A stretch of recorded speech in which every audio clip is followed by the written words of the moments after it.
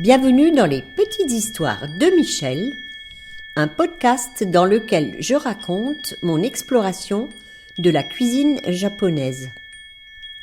Cet art ultime de bien manger que j'ai à cœur de transmettre aujourd'hui est la synthèse entre mes pratiques d'artiste, de jardinière et de cuisinière.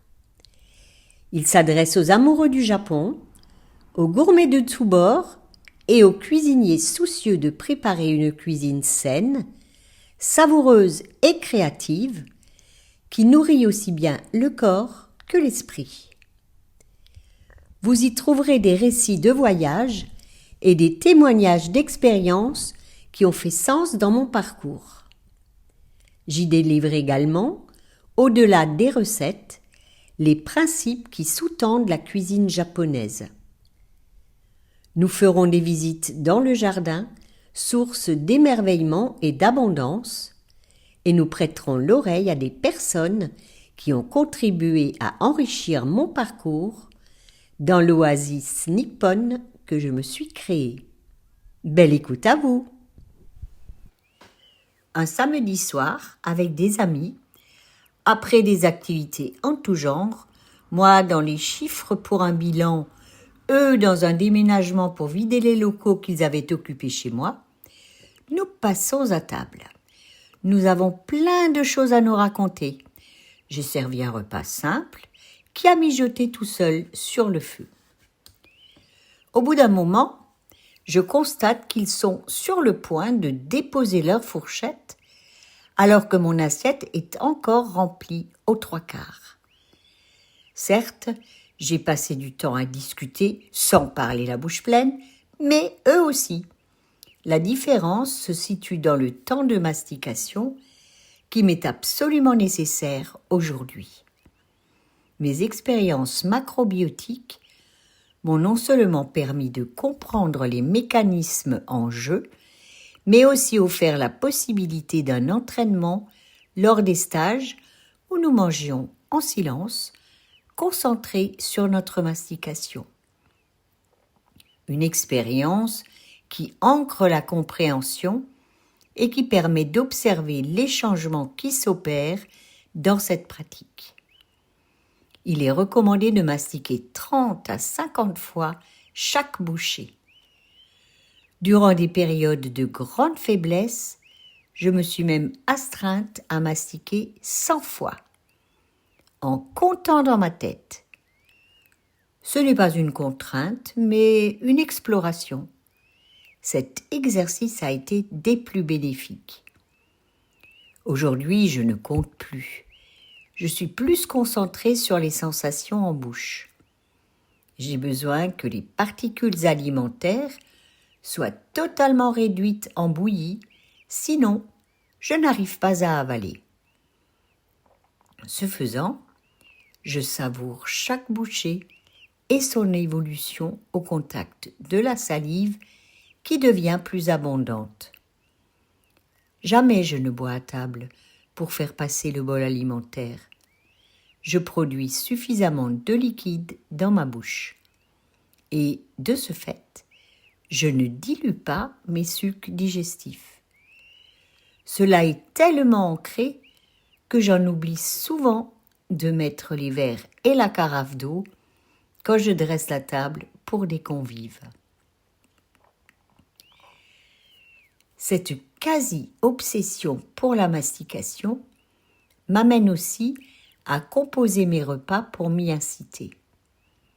J'introduis des aliments qui résistent sous la dent, qui croquent, comme des graines de courge dans un velouté, des croûtons dans une soupe, de la chapelure grillée sur des pâtes, de petits morceaux de tofu fermes dans un bouillon, bref, un contraste entre le moelleux et le croquant.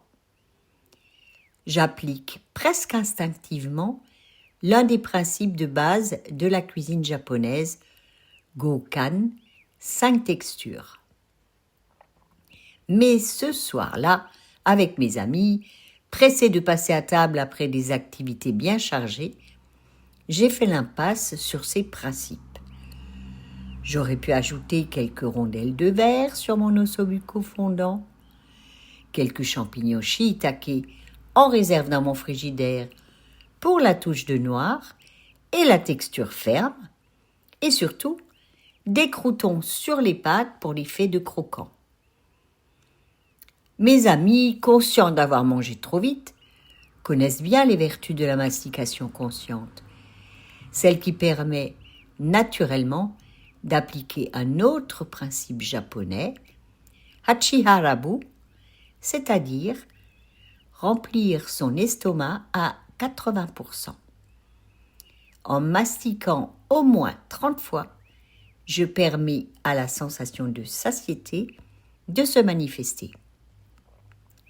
Chez moi, cela se traduit par de petits rots, 3 en général, discrets mais entendus comme un signal.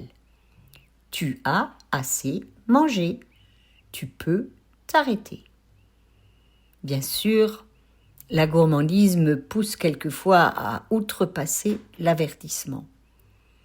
À d'autres moments, c'est le réflexe de ne pas gâcher qui me fait avaler le fond de mon assiette alors que je n'ai plus faim. Ou alors, comme lors de ce repas partagé, la fièvre des discussions m'éloigne de mes sensations corporelles. Mais les conséquences sont directes. Je déteste cette sensation de somnolence consécutive au repas mal géré, cette lourdeur qui se fait sentir dans la phase de digestion, les ballonnements qui perturbent mes après-midi ou mes nuits. Je leur fais part de mes enseignements macrobiotiques qui insistent sur le rôle des glandes salivaires. Sans attendre la première bouchée, elles commencent leur sécrétion. La salive produite à l'avant de la bouche est destinée à humidifier la bouche et les aliments, et celle produite au fond de la bouche, plus visqueuse, sert à lubrifier leur passage. La fragmentation mécanique produite par la mastication réduit la taille des particules, augmentant ainsi la surface exposée aux enzymes digestives et facilitant la formation d'un bol alimentaire homogène où l'action de la salive transforme l'amidon en maltose. Une véritable alchimie s'opère dans la bouche, dont la salive est le catalyseur. Du riz complet, insuffisamment mastiqué, va fermenter dans le tube digestif, produire des flatulences et de l'inconfort. Je me rappelle de Denise lors d'un stage qui affirmait que le riz complet ne lui convenait pas. Il lui a été répondu que son organisme, bien abîmé par des pratiques alimentaires erronées, ne produisait pas encore la bonne qualité de salive. Il lui a été conseillé de mastiquer 100 fois chaque bouchée pour stimuler la formation de cette bonne salive. C'est un entraînement, comme un sportif le ferait pour améliorer ses performances.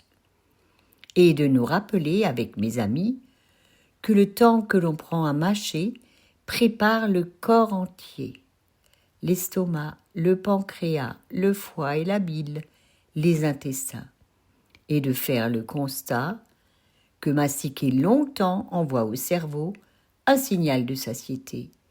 Résultat, on mange moins, on mange mieux, on digère mieux. Une fois les fourchettes posées, fort de ces constats, la discussion s'étoffe et continue. Alors, pourquoi, alors que nous savons tout cela, sommes-nous aussi éloignés de bonnes pratiques salutaires pour notre état général? Voilà des questions intéressantes à soulever qui feront l'objet d'une nouvelle émission. Et vous, où en êtes-vous dans votre façon de considérer l'importance de cette première étape de la digestion, la mastication? Avez-vous conscience que ce geste banal, que l'on fait tous sans y penser, est en réalité une clé de la santé? Un nouvel épisode des Petites Histoires de Michel vous attend tous les mardis. Pensez à vous abonner à ma newsletter pour continuer de voyager au Japon avec moi.